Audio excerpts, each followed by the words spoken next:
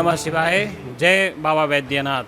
हम लोग इस समय बाबा वैद्यनाथ मंदिर में हैं और इसके प्रांगण में हम एक ऐसी जानकारी आपको देने वाले हैं बाबा वैद्यनाथ के इतिहास के साथ साथ में आपको कुछ ऐसी दुर्लभ चीज़ें भी आपको हम जानकारी देंगे पंडित जी के माध्यम से। ये पंडा हैं बबलू पंडा जी हैं और इनसे हम लोग आज बात करेंगे। पहले तो बाबा हमारे कार्यक्रम में आपका बहुत बहुत स्वागत है।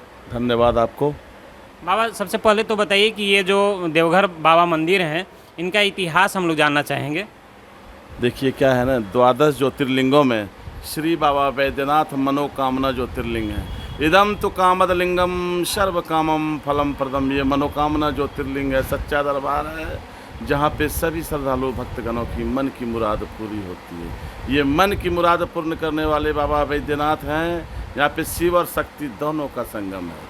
सती महारानी का जैसे 51 अंग विभिन्न क्षेत्रों में गिरा है, यहाँ पे सती महारानी का हृदय गिरा हुआ है और सती महारानी के हृदय में ही देवादिदेव महादेव बाबा वैद्यनाथ भोलेनाथ साक्षात विराजमान है।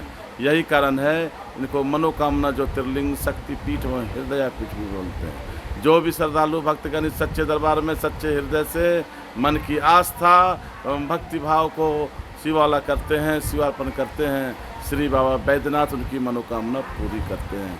बाबा वैद्यनाथ जो हैं खुद सती महारानी के हृदय में विराजमान हैं। इनके चारों दिशाओं में ईच एंड एवरी डायरेक्शन में राज राजेश्वरी माता रानी महामाया शक्ति अर्थात देवियों का ही समागम है। पूरब में त्रिपुर सुंदरी माँ दुर्गा पार्वती जी हैं। पृष्ठभाग में इनके अपोजिट में स्टेटस की रक्षा करने वाली, शत्रु को दमन करने वाली शत्रु विनाशिनी माता रानी माँ बगला जी हैं। दक्षिण में कामाख्या देवी के रूप में माँ संध्या जी, उत्तर में माँ तारा माँ काली। कहने का मतलब ये है कि ये चारों दिशाओं में शक्ति से घिरे हैं। खुद सती महारानी के हृदय में सुपर शक्ति के साथ विराजमान हैं।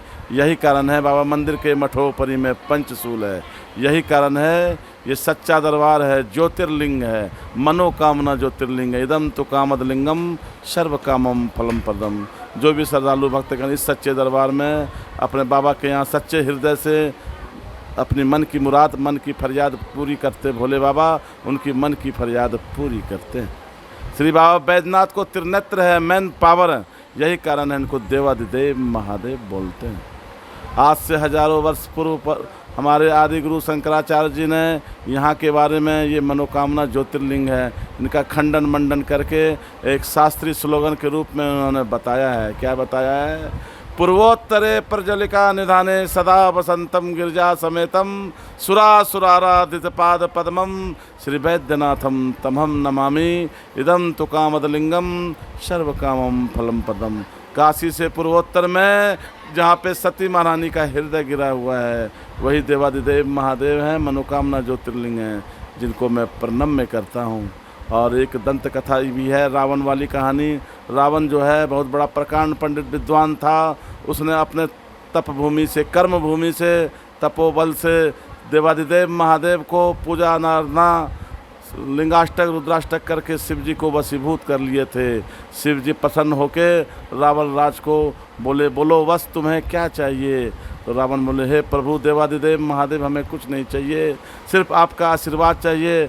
आपके मैं डेली नित्य प्रतिदिन आपकी सेवा कर सकूं, विधिवत पूजा कर सकूं। क्योंकि रावण एक बहुत बड़ा प्रकांड पंडित था, उसको संसार में कोई चीज़ की कमी नहीं थी। वो शिव भक्त था। शिव भक्त की रस मैंने कूट कूट के उसके जीवन में, हृदय में, दिमाग में भरा हुआ था। तो उसने बाबा वैद्यनाथ महादेव जी से बोले कि हे देवादिदेव महादेव, आप मेरे साथ लंका पूरी चलिए, सेवा करने का मौका दीजिए ताकि मैं नित्य प्रतिदिन मैं आपका रुद्राभिषेक कर सकूं, विधिवत पूजा कर सकूं और मेरा मन में शांति लगे। तो देवादिदेव महादेव तो ऑर्डर दानी है, वो तो भस्मासुर को भी आदेश दे दिए थे। उनको पता नहीं था कि उनके सर पर रख देंगे सृष्टि विनाश हो जाएगा। लेकिन फिर भी ऐसा होते हुए जब बोले तथास्तु, तो देवगणों में जब मीटिंग हुई तो पूरा भगदड़ हो गया, तो सृष्टि विनाश हो जाएगा। बाबा वैद्यनाथ जी हैं super power, supreme power of authority. यदि लंका पूरी चले जाएंगे सृष्टि विनाश हो जाएगी। तब उन लोगों ने एक निर्णय लेके बोला देवगणों में कि वो तो सुपर पावर हैं, उनकी बात तो नहीं टल सकती है। एक चीज़ लगाया जाए, इंद्र देवता जी वरुण जी उनके उधर में आए और एक चीज़ देवादिदेव महादेव ने बोला रावण राज को, हे लंकेश, मैं आपको तो वचन दे दिया हूँ, इसमें कोई किंतु परंतु नहीं है, लेकिन एक शर्त है। लेकिन बहुत डेंजरस शब्द होता है। तुम कैलाशपुरी से पुष्प विमान से एक बार में लंकापुरी ले जाओगे तो मैं जाने के लिए तैयार हूँ, लेकिन बीच में किसी तरह का रुकावट हुआ, जहाँ रखोगे वहीं रहूँगा, फिर ना कोशिश करना। उसके बाद क्या हुआ, रावण हंस के बोले, हे प्रभु, आपका आदेश सर्वोपरि है। क्योंकि उसके भीतर में थोड़ा कॉन्फिडेंस और थोड़ा क्या बोलते हैं, ओवर कॉन्फिडेंस भी था उनको। लेकिन जब कैलाशपुरी से वो लंकापुरी पुष्प विमान से बाबा बैद्यनाथ को ले जा रहे थे, उसी समय वरुण जी उनके उदर में आए। उनको जोर से लघु शंका लगी, जो यहाँ से लगभग 3 किलोमीटर की दूरी पर है हरीला जोड़ी। वहाँ पे रावण को जोरदार लघु शंका लगी तो उसने पुष्प विमान को वहाँ पे उतारा। उसी समय विष्णु भगवान ग्वाला के रूप में वहाँ पे थे। तो रावण राज उन बच्चे को देख करके, वृद्ध अवस्था में थे वो, यादव के रूप में, तो उनको पता नहीं था कि वो विष्णु भगवान है।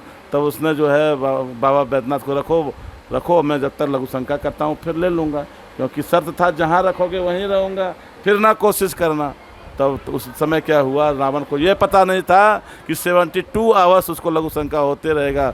उसी समय विष्णु भगवान देवादिदेव महादेव को स्थापित करके चंपत हो गए। रावण को जब होश आया तो वो अपने प्रकांड पंडित विद्वान था, उसको समझ में आ गया, लेकिन फिर भी उसमें शिव भक्त कूट कूट के भरा हुआ था। फिर भी उसने अपने मन को कंट्रोल में करके, अब पछताए होत क्या जब चिड़िया चुग गई खेत, तब उसके बाद भी उसने सबसे पहले नंगे पाँव सुल्तानगंज से पैदल यात्रा शुरू करके बाबा के यहाँ सबसे पहले जलाभिषेक किया। तब से ये जो सुल्तानगंज से जल आने की जो परंपरा है, सुल्तानगंज से बाबा धाम, गंगा मैया तो साक्षात शिव के सर पे विराजमान है, और गंगा मैया से जल लेके पैदल यात्रा रावण राज ने शुरू करके बाबा को रुद्राभिषेक किया। तो बाबा फिर प्रसन्न हो गए। बाबा प्रसन्न होकर बोले, हे रावण राज, मैं तुमसे बहुत प्रसन्न हूँ, बहुत गदगद हूँ, अब मैं तुमसे कुछ नहीं मांगूंगा, अपने मन से मैं तुमको एक वरदान देता हूँ कि आज के बाद विश्व में मेरे नाम से पहले तुम्हारा नाम लोग जानेंगे।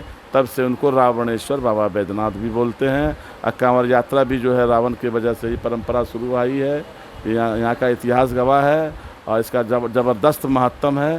बाबा, आपसे मैं जानना चाहूँगा कि जो मंदिर में जो गुंबद लगा हुआ है, गुंबद के ऊपर में अक्सर देखा जाता है कि त्रिशूल लगा हुआ रहता है, लेकिन यहाँ बाबा बैद्यनाथ के मंदिर के ऊपर में जो गुंबद है उसमें पंचशूल है, तो इसका बारे में ज़रा सा जानना चाहेंगे, क्या है?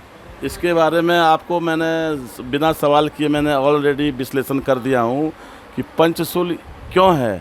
यहाँ पे जो है ये मनोकामना ज्योतिर्लिंग है। इनके चारों दिशाओं में, ईच एंड एवरी डायरेक्शन में राज राजेश्वरी माता रानी महामाया शक्ति अर्थात देवियों का ही समागम है।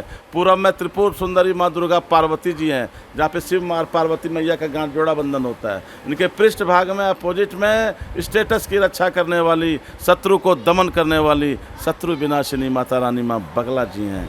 दक्षिण में कामाख्या देवी के रूप में माँ संध्या जी, और उत्तर में माँ तारा माँ काली। माने चारों दिशाओं में शक्ति से घिरे हैं। खुद सती महारानी के हृदय में सुपर शक्ति के साथ विराजमान है। यही कारण है बाबा मंदिर के मठोपरी में पंचशूल है और अन्य जगह नहीं है। अब पंचशूल वहीं पे होता है जो ज्योतिर्लिंग होते हैं। ये इनके ज्योतिर्लिंग होने का बहुत वजह है। कांवर यात्रा जो है रावण राज वाला वो मैंने बताया, और काशी से काशी वाली कहानी भी बताई मैंने आपको, और ऐसी बहुत वैसी कहानियां हैं जो कि सटीक 100% जो है कि बाबा बैद्यनाथ ज्योतिर्लिंग हैं। इनके चंदोवा के भीतर गर्भगृह में भी अष्टदल कमल है, जो आप लोगों को दिखेगा नहीं।